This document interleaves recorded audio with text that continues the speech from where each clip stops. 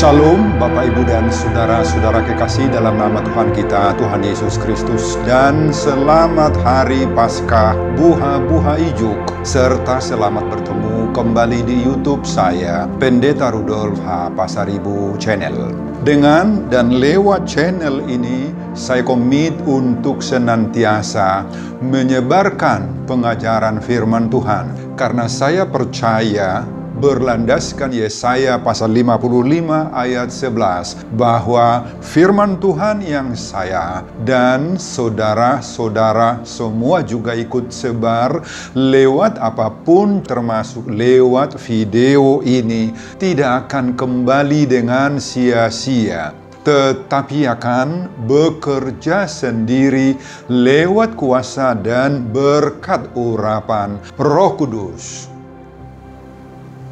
Mari Bapak, Ibu, dan Saudara-saudara, saya ajak semuanya untuk membantu saya menyebarkan pengajaran firman Tuhan, khotbah Paskah, Buha-Buha Ijuk, perayaan kebangkitan Yesus 4 April 2021. Terambil dari surat kiriman Paulus kepada jemaat Korintus yang kedua, pasal 4 ayat 14. Dan bacaan dari kitab surat kiriman Paulus kepada jemaat Roma pasal 6 ayat 3 sampai dengan ayat 11 diikat oleh topik atau tema kuasa kebangkitan Yesus. Dalam bahasa Batak dituliskan Huaso haheheon ni Yesus. Saya baca untuk kita Bapak Ibu, mari simak pembacaan firman Tuhan berikut ini. Judul perikop 2 Korintus pasal 4 ayat 1 sampai 15 dan khotbah kita hanya ayat 14 saja, harta rohani dalam bencana tanah.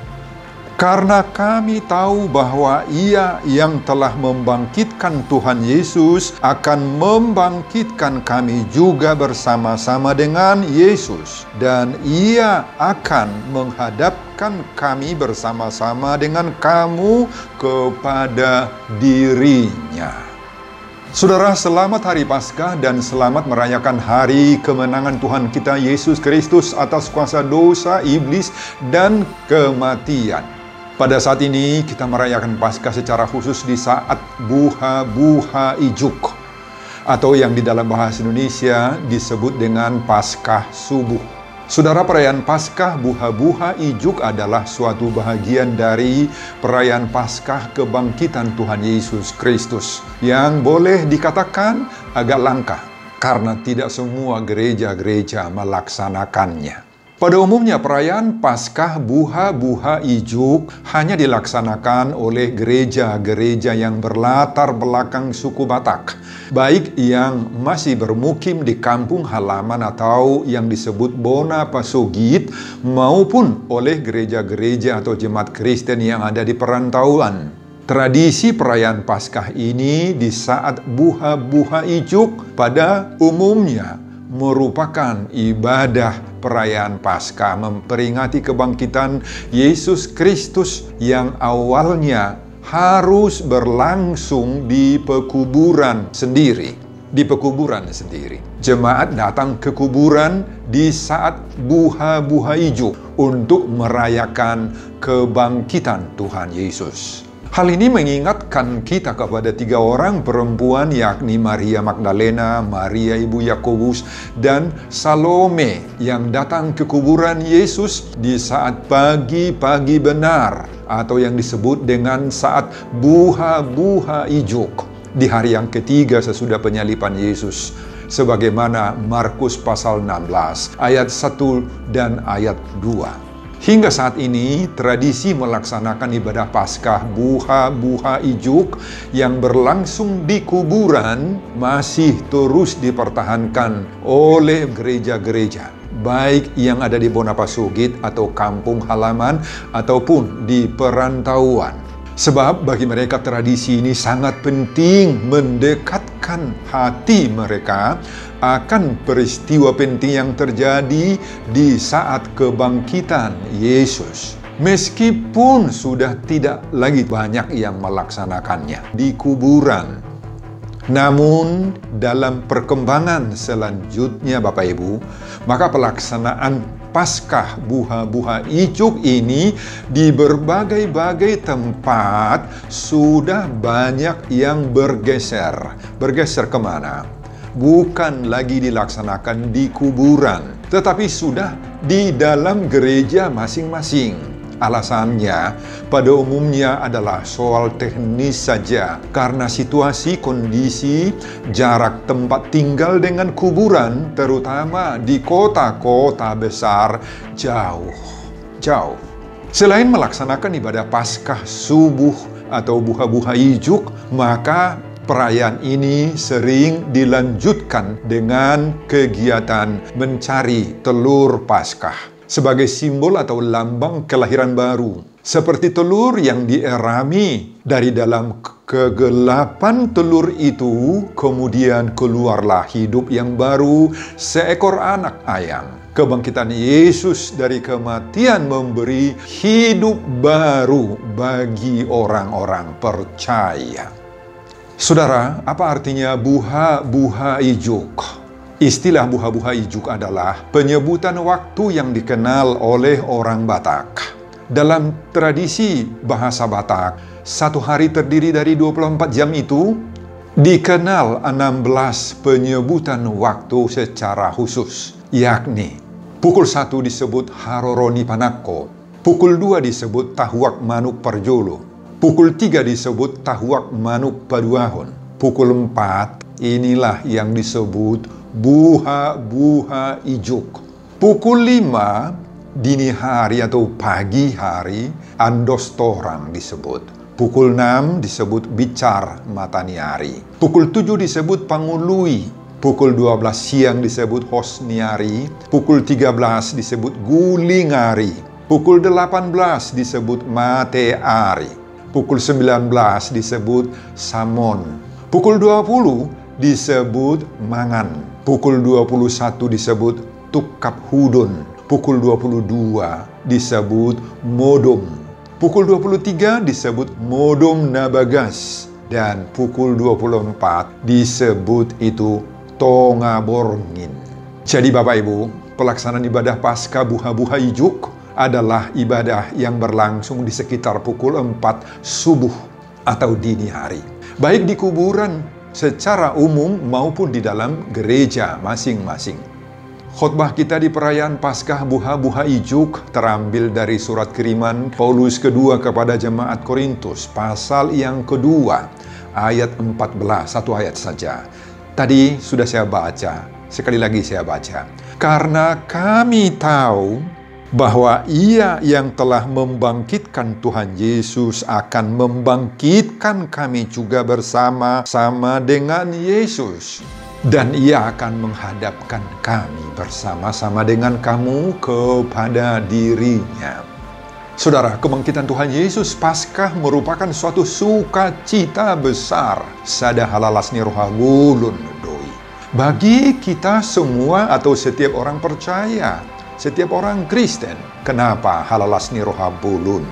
Sukacita besar. Karena lewat peristiwa Paskah kebangkitan Yesus itu, maka kita orang percaya yakin sepenuhnya bahwa semua dosa-dosa kenajisan haramunot ta'alani dosai sudah dibersihkan, diburi, dipaias oleh Tuhan Yesus Kristus.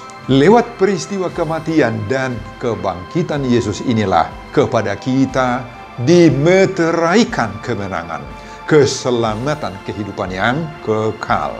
Lewat peristiwa Paskah itu kita percaya bahwa semua dosa-dosa kita sudah terkubur bersama-sama Yesus. Kemudian kita ikut juga bangkit dengan kebangkitan Tuhan Yesus.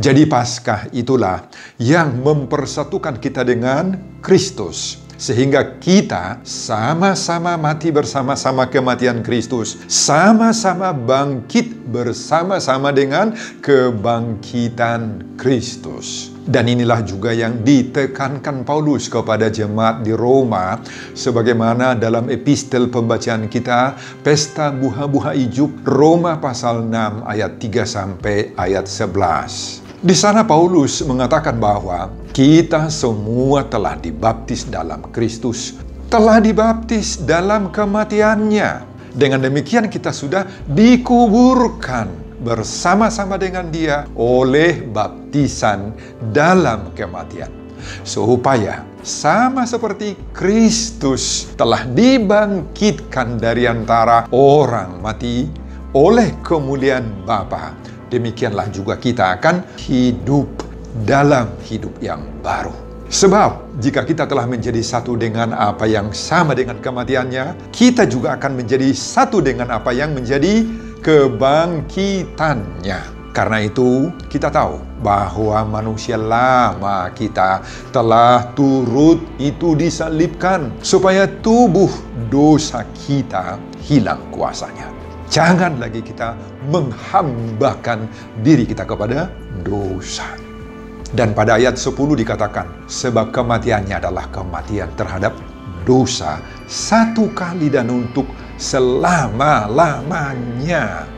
Bahasa Yunani yang dipakai Epaphax, once for all. Bapak, Ibu, dan saudara-saudara, inilah yang digambarkan di dalam baptisan kita itu. Baptisan itu sekali untuk selama-lamanya. Karena itu mengingatkan kita mati bersama-sama dengan Kristus dan bangkit bersama-sama dengan Kristus. Bapak, Ibu, dan saudara-saudara, inilah pentingnya peristiwa Paskah itu. Bukan soal kehebatan Yesus semata-mata kita rayakan, karena Dia bisa bangkit. Memang Yesus kita itu hebat sekali, hebat. Tetapi kehebatan kebangkitan Yesus itu menjadi keselamatan bagi kita. Di dalam kematiannya, kematian kita hilang dan berubah menjadi kemenangan kita. Saudara, inilah yang hebat. Yesus kita memberikan kebangkitan juga bagi kita. Bapak, Ibu, dan saudara-saudara, betul bahwa soal atau menyangkut dengan peristiwa kebangkitan Yesus dari kematian itu merupakan suatu fakta yang sangat-sangat sulit dipahami. Memang sulit dimengerti dan diterima oleh seluruh umat manusia sepanjang zaman. Kenapa? Alasan yang umum kita temukan adalah karena tidak masuk akal. Tidak bisa diterima oleh logika berpikir seluruh manusia. Sangat sulit dipahami, dipikirkan, dan apalagi diterima akal budi manusia. Bagaimana mungkin kita berbicara tentang kebangkitan, kata mereka. Sedangkan faktanya sehari-hari kita selalu dan terus-menerus mendengar terjadi kematian manusia di muka bumi ini. Terutama bagi masyarakat Yahudi. Masalah kebangkitan itu betul-betul menjadi pokok bahasan yang rumit dan sulit. Itu didiskusikan, diperdebatkan. Golongan Saduki misalnya, yakni partai liberal dan sangat berpengaruh di kalangan Yahudi, mengatakan tidak ada kebangkitan, tidak ada sorga, tidak ada roh, dan tidak ada juga malaikat. Kisah Rasul-Rasul 23 ayat 8. Ketika terjadi peristiwa dahsyat dan menggemparkan menyangkut kebangkitan Yesus, maka segera timbul berbagai-bagai spekulasi terhadap peristiwa ini di kalangan orang Yahudi. Orang Parisi misalnya jelas-jelas tahu bahwa Yesus bangkit dari kematian, tetapi dengan sengaja mereka menutup-nutupi kebenaran peristiwa ini dengan menggaji, menyogok, dan memberi sisip uang tutup mulut kepada para penjaga agar fakta kebangkitan Yesus itu mau diputarbalikkan dengan mengatakan dicuri oleh murid-muridnya. Matius 28 ayat 13-14. Lihat saja Thomas, salah seorang murid Yesus. Meskipun murid-murid lain sudah bersaksi kepada Thomas bahwa mereka sudah langsung dengan mata kepala sendiri melihat Yesus yang bangkit. Mereka mengatakan, kami telah melihat Tuhan. Tetapi Thomas sama sekali tidak percaya, Bapak Ibu. Malahan dia masih mengatakan, sebelum aku melihat bekas paku pada tangannya, dan sebelum aku mencucukkan jariku ke dalam bekas paku itu, dan mencucukkan tanganku ke dalam lambungnya, sekali-kali aku tidak akan percaya. Kata Thomas. Thomas ingin agar dia lebih dahulu membuktikan sendiri secara fisik, melihat Yesus dulu, baru dia percaya. Thomas kehilangan rasa percaya terhadap teman-temannya. Dan baru setelah berlangsung pertemuan dengan Yesuslah, antara Yesus dengan murid-muridnya dan Thomas ada di sana, barulah kemudian Yesus mengatakan kepada Thomas, "Berbahagialah orang yang percaya walau dia tidak melihat." Kemudian baru Thomas mau percaya. Benar bahwa peristiwa kebangkitan ini sudah dimengerti, susah dimengerti dan dipercayai Bapak Ibu. Apalagi di zaman modern sekarang. Ada-ada saja yang mengatakan, bukan Yesus yang disalibkan itu. Kalau Yesus itu mah selamat. Jadi siapa? Ada salah seorang dari muridnya yang serupa dengan dia, kata mereka. Tetapi saudara-saudara, apapun kata orang, apapun reaksi orang, menerima atau menolak, atau merekayasa peristiwa-peristiwa lain, kita tidak perlu menghiraukan itu semuanya. Karena kita percaya kepada bukti-bukti yang disuguhkan oleh Alkitab akan kebenaran peristiwa kebangkitan Yesus itu. Apa itu? Kubur Yesus sudah kosong. Kosong. Tentu tidak mungkin kosong kalau bukan karena Yesus bangkit dari kematian. Tidak mungkin kosong karena dicuri oleh murid-muridnya. Mereka saja masih dalam keadaan ketakutan, mengurung diri, sembunyi, pasti tidak berani melakukan hal-hal seperti itu ya toh? Ya. Ada fakta kebenaran yang tidak tergoyahkan untuk mempercayai kebangkitan Yesus itu.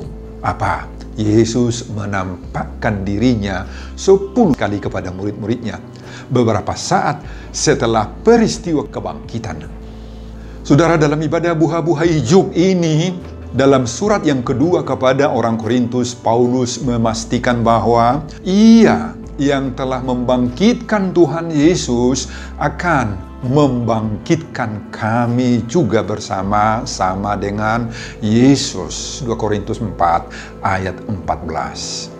Saudara, Paulus menegaskan kepada orang Kristen Korintus adanya kuasa kebangkitan Yesus, huaso haheheoni Yesus, sebagaimana topik Minggu Paskah ini.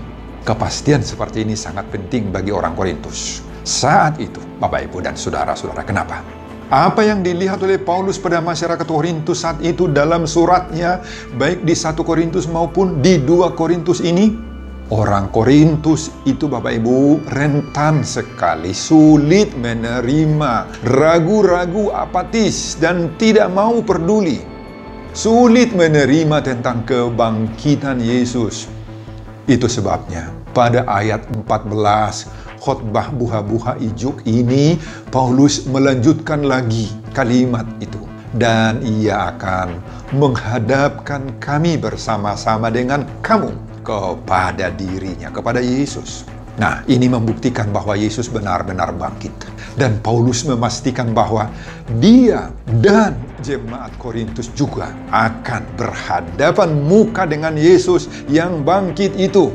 Bapak, Ibu, dan saudara-saudara, ibadah kita buha-buha ijuk ini mendorong kita saat ini agar kita mempercayai kuasa kebangkitan Yesus. Inilah dorongan bagi kita di ibadah buha-buha ijuk ini. Semoga kita memiliki iman kebangkitan. Kenapa memang? Paulus menyadarkan orang-orang Korintus akan kuasa. Kuasa yang dikandung oleh berita Injil, oleh kuasa kebangkitan Yesus itu buat orang-orang percaya. Ada kuasa di dalamnya. Paulus memberitahukan kepada orang-orang Korintus bagaimana hebatnya tantangan yang dialami oleh orang-orang percaya, yang dihadapi oleh Paulus sendiri. Tetapi mereka tidak mau tawar hati. Ayat 1. Pada ayat-ayat selanjutnya Paulus mengatakan, dalam segala hal kami ditindas, namun tidak terjepit. Kami habis akal, namun tidak putus asa. Kami dianiaya, namun tidak ditinggalkan sendirian. Kami dihempas, namun tidak binasa. Kami senantiasa membawa kematian Yesus itu di dalam tubuh kami, supaya kehidupan Yesus juga menjadi nyata di dalam tubuh kami. Saudara, orang Kristen ternyata bisa bertahan dalam semua tantangan hidupnya. Kenapa bisa? Kenapa bisa bertahan dalam berbagai-bagai pergumulan? Inilah kuasa kebangkitan Yesus itu. Amin, Bapak Ibu. Kuasa kebangkitan Yesus itulah yang membuat kita bertahan dalam segala penindasan, penderitaan, dan tantangan hidup apapun itu. Ibadah buha-buha icuk ini memberi kepada kita rasa percaya diri. Adanya kepastian bahwa Yesus mendampingi kita. Kuasa kebangkitanlah yang mendampingi kita, Bapak Ibu. Meski bertubi-tubi pengalaman pahit yang merusak damai sejahtera kita, membuat kita takut, gentar, tetapi kebangkitan Yesus membuat iman kita semakin bercahaya, bersinar di tengah-tengah berbagai-bagai kesulitan itu. Karena kita sudah tercantol satu ranting, sakambona dengan Yesus yang menang itu. Selamat Hari Paskah buha icuk bagi kita, Bapak Ibu. Sebelum saya mengakhiri khotbah ini, kembali saya mengajak Bapak dan Ibu, saudara-saudara, untuk membantu saya menyebarkan pengajaran firman Tuhan. Khotbah di perayaan Paskah buha ijuk 4 April 2021 dari 2 Korintus pasal 4 ayat 14 ini. Agar semakin banyak orang yang mau percaya kepada kuasa kebangkitan Yesus. Kuasa haheheon ni Yesus termotivasi lewat khotbah ini. Tonton juga video-video khotbah saya yang lain agar Bapak Ibu dan saudara-saudara memiliki sentuhan dan pemahaman rohani yang semakin diperkaya. Buka di YouTube saya, Pendeta Rudolf H. Pasaribu Channel. Selamat mengikuti perayaan Paskah buha ijuk buat kita semuanya. Tuhan Yesus memberkati kita. Salam, horas, amin. Terima kasih untuk firman yang sudah saya rekam untuk perayaan Paskah buha ijuk. Berkatilah jemaat yang akan mendengar, mengikuti khotbah ini. Biarlah Tuhan kiranya nyata di dalam diri kami, kuasa-Mu menaungi, meliputi hidup kami semuanya, Tuhan. Terima kasih Bapa. Semuanya ini saya peruntukkan demi kemuliaan kebesaran Tuhan. Di dalam Yesus Kristus saya berdoa. Amin.